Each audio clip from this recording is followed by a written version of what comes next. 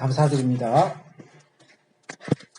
오늘 우리에게 주신 하나님의 말씀은 요한복음 16장 12절부터 15절 말씀 가지고 지금은 그렇다 하더라도 라는 제목으로 함께 말씀의 인사를 나누고자 합니다.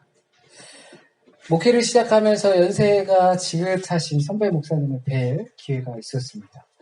저는 목회를 처음 시작하는 입장으로서 몇십 년간 목회를 해오신 분을 뵙게 되면 어떤 대화를 나눌까요? 대부분 이런 대화와 비슷할 것 같습니다. 어떻게 목회를 하면 잘 할 수 있을까요? 또 수십 년간 경험도 많으시고 그리고 그동안 겪은 경험을 통해서 쌓은 어떤 업적들도 있으실 텐데 부럽습니다, 목사님. 이런 이야기들을 대부분은 나누게 될 것입니다.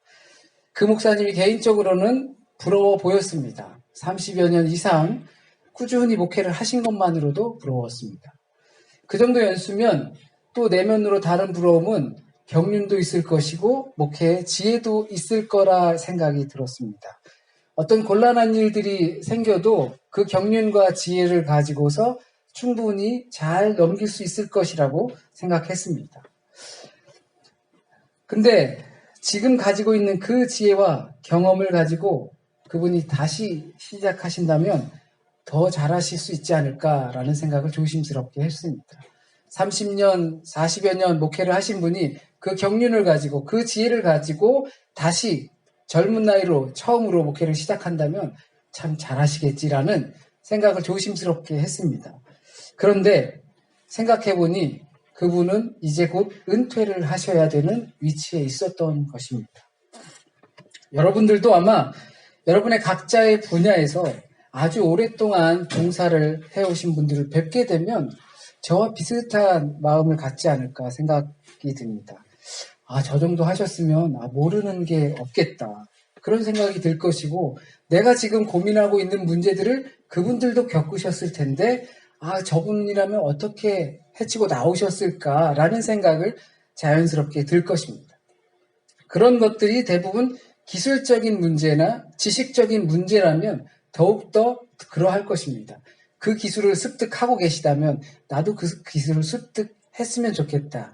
그 지식을 어떻게 아셨나? 나도 그 지식을 알고 싶다라는 부러움이 우리에게 있을 겁니다.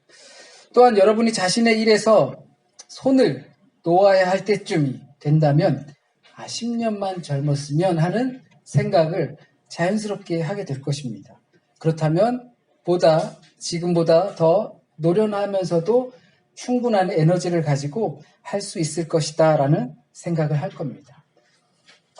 그렇게 모든 일들이 일정 기간 수련을 하고 그리고 몸담고 일하면 어느 정도의 수준에 도달하게 됩니다. 그런데 오늘 본문 12절을 보니까 예수께서 내가 너희에게 알려줄 것이 아직도 많이 있다라고 이야기합니다. 예수의 제자들은 3년 동안 같이 밥 먹고 같이 사역하고 놀라운 일들을 봤습니다. 그런데 예수께서 마지막을 앞두고 계시면서 내가 너희한테 아직 알려줄 게 많다 또는 알려줄 게 있는데 그게 크다라고 이야기하고 계십니다. 그리고 지금은 알아도 그것을 감당할 수 없을 것이다 라고 이야기하십니다. 3년이라는 세월을 따라다니고 보고 그리고 경험했는데 그런데 너는 아직도 배울 게 많아 라고 이야기하시는 겁니다. 우리말에 서당계 3년이면 풍어를 읊는다라는 말도 있고 조금 현대식으로 바꿔서 분식집계 3년이면 라면을 끓인다. 근데 우리가 보통적으로 3년이라는 시간 동안 누군가의 뒤에서 배우고 보고 하게 되면 어깨너머로 분명히 배울 수 있는 것들이 있습니다. 그런데 우리가 10수년 신앙생활 해온 사람들이라고 친다면 모태신앙으로 자라신 분들은 지금 연수까지 또 적어도 여기 많이 계신 분들이 10수년 이상은 신앙생활을 해오셨을 겁니다. 그렇다면 서당계 3년이면 풍어를 읊고 라면도 끓이고 어깨너머로 배우는 것이 있는데 우리가 신앙생활을 10수년 하셨으면 딱 본문을 들으면 오늘은 무슨 설교겠구나 아시죠? 대부분은 그렇게 됩니다. 왜냐하면 설교의 내용이라는 것은 기승전 그 과정은 어떨지 몰라도 결론은 변함이 없기 때문입니다. 설교의 목적은 변함이 없기 때문입니다. 그런 것은 진리는 예수 그리스도 이후에 변한 것이 없기 때문에 그렇습니다. 만약에 설교의 결론이 누군가와 다르다, 내용, 과정, 해석, 방법, 진행되는 정도, 어떻게, 왜? 라는 질문에 대한 답변 말고 결론이 다르다 하면 그것은 분명히 다시 생각해 봐야 할 문제입니다. 결론은 버킹엄이 아니라 결론은 예수 그리스도의 복음 안에 담겨져 있기 때문입니다. 모든 설교는 그것을 말하고 있습니다. 왜냐하면 어떻게 하냐면 그런 과정은 조금씩 다를 수 있고 어떻게 하면 더 설득력 있게 할 수 있을까라는 것은 각자 개인에 따라 다르겠지만 그 내용은 결론은 동일합니다. 그러다 보니까 십수년 신앙 생활을 해오셨다면 설교 말씀을 듣고 설교 본문을 봤을 때 어쩌면 뻔하게 느껴질 수도 있습니다. 새로운 결론이 아니니까요. 예수 그리스도를 잘 믿자라는 대부분의 결론에 도달합니다. 그런데 우리 한국의 친숙한 종교인 불교를 보게 되면 거기에는 경만 해도 엄청난 경이 있습니다. 화엄경, 법구경, 그래서 우리가 잘 아는 나무아미탑을 이렇게 외우는 그런 경부터 해서 수많은 경을 그 사람들이 외우고 있습니다. 우리는 성경책 한 권이죠. 물론 그것이 좀 두껍긴 하지만 그 성경책 한 권을 가지고서 우리는 십수년 신앙생활을 해오신 것입니다. 그렇다면 여러분들이 본문을 듣고 예수 그리스도의 말씀을 들었을 때 여러분의 삶은 그 결론에 도달하고 계시냐라는 질문을 드립니다.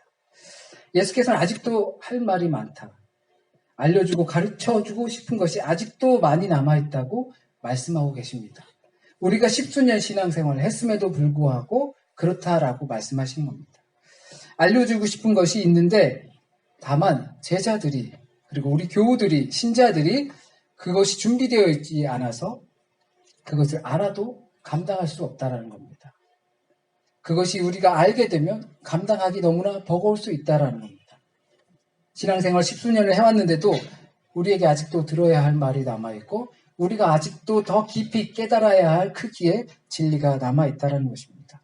저는 그것을 수요 모임을 가질 때 많이 깨닫습니다.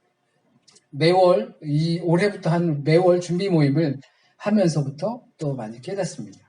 매우 기본적인 신앙 공부 또는 교리 공부 이런 것들을 하면서 새로운 감정들이 듭니다. 옛날에는 어쩌면 교만했을지도 모릅니다. 하지만 이 시간들을 통해서 처음부터 다시 배우는 느낌이 듭니다. 그러니까 주님께서 제자들에게 더 많은 것을 알려주고 싶어도 그리고 또 보여주고 싶어도 준비가 되어 있지 않아서 그것을 보지 못하고 알지 못했던 그 제자들의 모습을 제가 그 수요 모임과 월별 모임을 준비하면서 보게 됩니다. 주께서 분명히 우리에게 보여주고 싶은 것이 있고 그리고 알려주고 싶은 것이 분명히 있다는 겁니다. 그런데 왜 그걸 우리가 모르느냐? 밖의 환경에 있는 것이 아니라 내 안의 환경에 있다는 것입니다. 내가 준비되어 있지 않아서 내가 그것을 감당할 수 있는 준비가 되어 있지 않기 때문에 우리가 그것을 다 미처 알려주지 못한다는 겁니다. 여러분의 실제적인 경험 속에서도 우리가 누군가를 만나게 되면 내 전공이나 이런 이야기들을 할 때가 있죠. 그런데 그 사람이 상대방이 그렇게 듣고 싶어 하지 않아요. 특별히 관심도 없어요. 그러면 나도 별로 말하고 싶지 않아요. 그냥 날씨 얘기나 하고 축구 얘기나 하고 그러다가 이강인이 골든볼 받았대 이런 이야기는 하고 끝이고 말 것입니다. 주님께서도 그런 겁니다. 우리가 주님과 교제하고 독대하고 있을 때 주님께서 우리로 하여금 주의 비밀스러운 일들을 알고 싶어하고 막 하면 안 알려주실 리가 없는 겁니다. 그런데 우리가 그것을 알고 싶어하는 마음 또한 그것을 받을 준비가 되어 있지 않기 때문에 우리에게 시큰둥하신 거라 보면 됩니다. 이 몇 마디 말로 인하여서 예수와 제자들 또는 우리와 예수 그리스도와의 질적인 차이를 알 수 있습니다. 우리는 그것을 별로 관심 없어 한다는 겁니다. 예수께서 알고 계시고 그리고 감당하고 계신 것을 우리는 알지도 못할 뿐만 아니라 안다고 하더라도 그것을 다 감당할 수 없다는 겁니다. 그러니까 예수께서는 더 많은 것을 보여주길 원하시지만 서로의 질적인 차이로 인해서 전부 보여줄 수 없는 것입니다. 그러니까 보통 우리는 예수를 믿지 않는 사람, 신을 믿지 않는 사람들을 만날 경우에 종교는 다 비슷해. 예수님 훌륭한 분이지 도덕 선생님이야 라고 하는 그런 수준의 사람들을 우리 많이 보는데 우리도 그렇게 생각할 수 있다는 겁니다.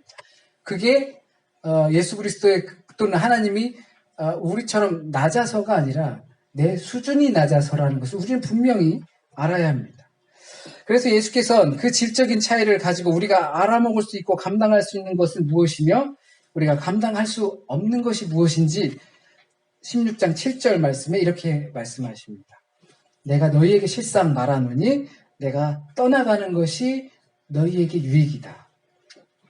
우리가 알고 있고 감당할 수 있는 그 수준의 예수란 도덕 선생님 예수입니다.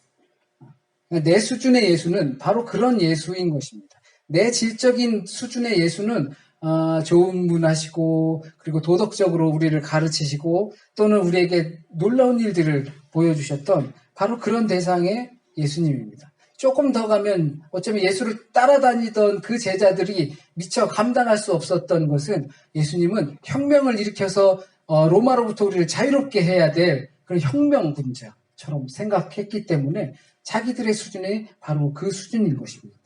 그런데 예수께서는 그거는 너네들이 감당할 수 있는 수준의 예수다. 너희들이 감당할 수 있는 수준의 하나님이다. 나의 하나님은 나에게 좋은, 내가 원하는, 내가 바라는 것만 채워주는 그런 하나님이라고 생각하는 것은 네 수준이 딱 그거다라는 것입니다. 그런데 내가 하나님께서 그것을 원래 더 모든 모습을 진리의 모습을 가르쳐주면 네가 감당하기 어려울 수 있다라는 사실입니다. 우리가 하나님의 모습을, 본 모습을 더 깊이 알려면 어떻게 해야 돼요? 내가 질적으로 더 커져야 하는 겁니다. 그 진리를 감당할 수 있는 수준이 되어야 합니다. 우리가 감당할 수 없는 것은 예수께서 십자가에 못 박혀 죽으심을 당하신다는 겁니다. 그리고 부활하신다는 사실입니다. 그리고 이 일을 예수께서 알고 계시고 또한 감당하고 계시다는 사실입니다. 그분은 심지어 하나님은 나의 아버지다라고 그리고 그것을 감당하셨습니다. 우리 그 사실을 감당할 수 없다는 겁니다. 심지어 주는 그리스도시여 살아계신 하나님의 아들입니다라고 했던 그 베드로는 자신이 했던 그 고백마저도 감당할 수 없어서 당신 예수의 제자지 쫓아다녔지 할 때 닭이 3번 울기 전에 아니라고 부인했습니다. 우리는 이 사실을 솔직히 따지고 보면 감당할 수 없습니다. 왜냐하면 우리 수준의 예수 그리스도는 도덕 선생님이고 좋은 길로 인도하고 세상에 평화를 주고 이런 것에 멈춰 있기 때문입니다. 하지만 예수 그리스도가 감당한 그 질적인 차이는 죽으시고 부활하시고 그리고 승천하셔서 우리에게 성령님을 보내주신다는 사실입니다. 예수께서는 그 제자들이 아직 준비가 덜 되어서 차마 말씀하시지 못했던 그 사실을 우리는 현재 알고 있습니다. 그러나 듣고 배우고 알고 있는 것만큼 잘 감당하고 있는가라는 문제가 남아 있습니다. 신앙생활을 수해 해왔는데 이 사실을 잘 감당하고 계신가라는 것이 우리 질문에 남아 있습니다.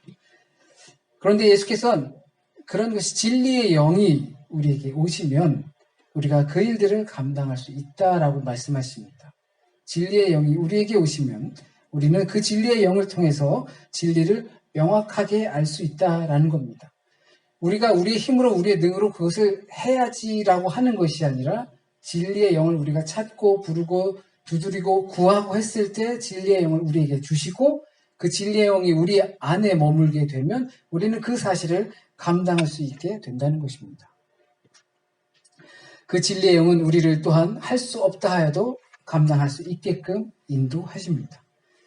제자들이 진리의 영을 받아들이고 경험하게 되면 예수께서 하나님의 아들이시고 그 아들이 그들과 헤어져 십자가에 달려 죽으시고 다시 사셔서 그들에게 유익을 준다는 것을 깨닫게 되는 것입니다.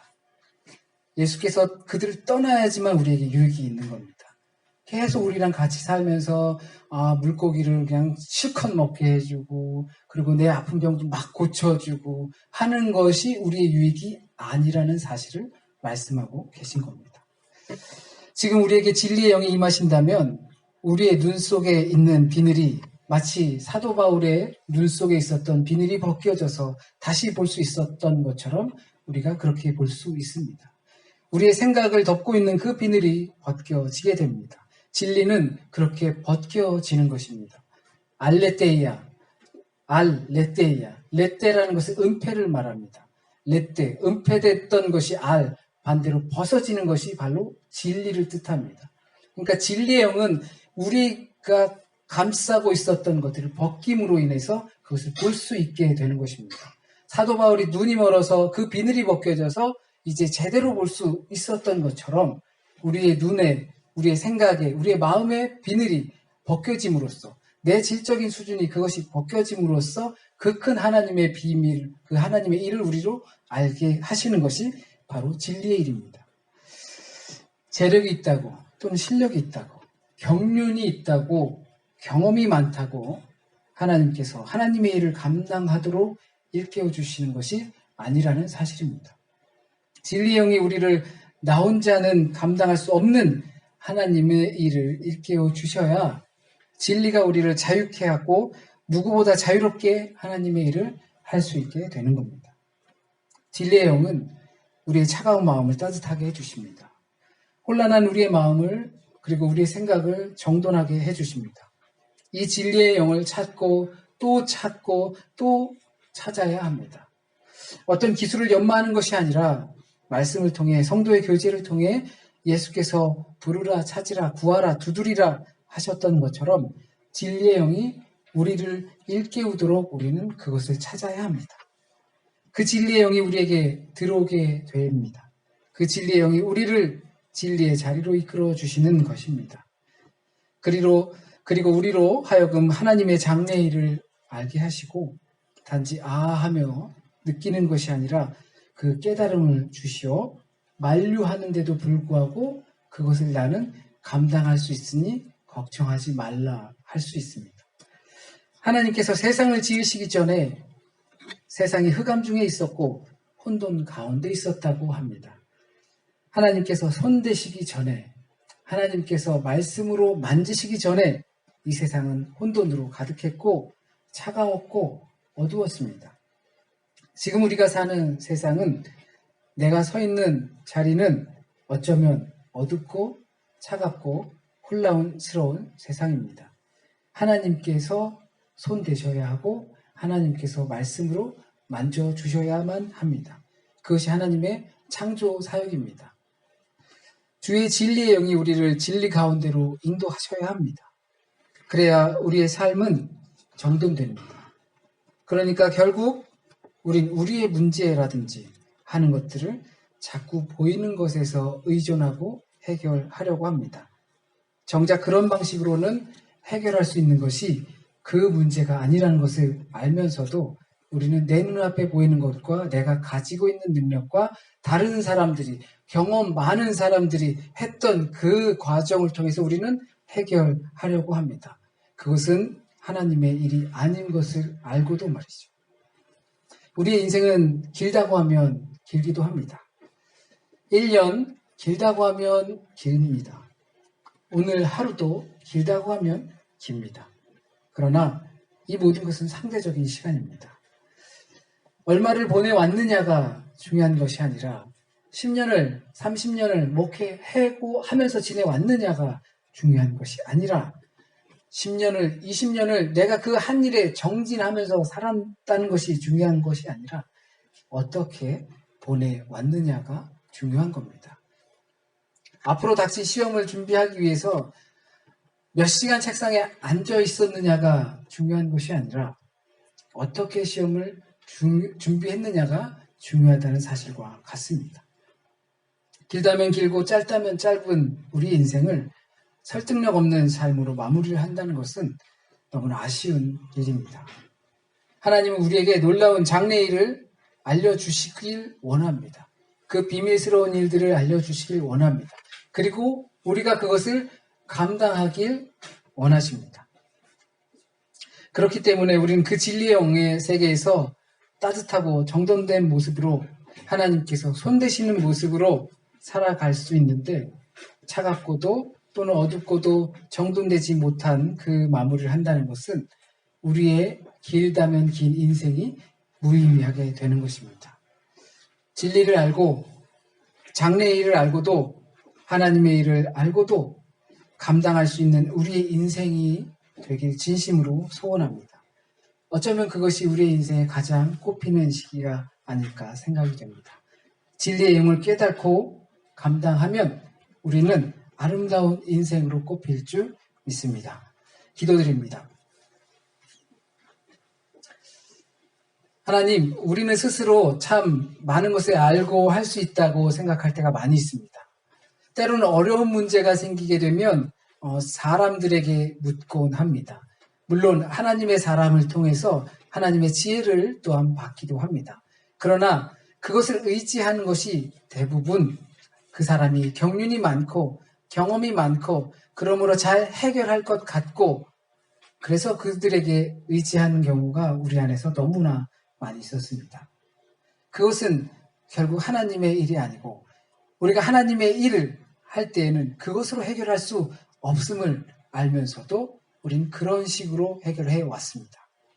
하나님께서는 우리에게 정말로 하나님의 많은 일들을 알려주고 싶고 또한 하나님의 그릇을 우리에게 넘겨주고 싶으나 우리가 그 진리를 미처 다 알만한 준비가 되어 있지 않아서 감당할 수 있을 만한 준비가 되어 있지 않아서 하나님께서 우리에게 알려주시지 않고 보여주시지 않고 맡겨주시지 않는데 우리는 여전히 그 자리에 앉아 하나님의 탓을 하면서 사람들에게 이 길을 어떻게 하면 갈 수 있냐고 묻고 있습니다. 진리의 영을 찾길 원합니다. 진리의 영이 우리를 깨우치길 원합니다. 진리의 영이 그 놀라운 하나님의 일들을 알게 하시어서 우리가 하나님의 일을 충분히 감당할 수 있길 진실로 소원합니다.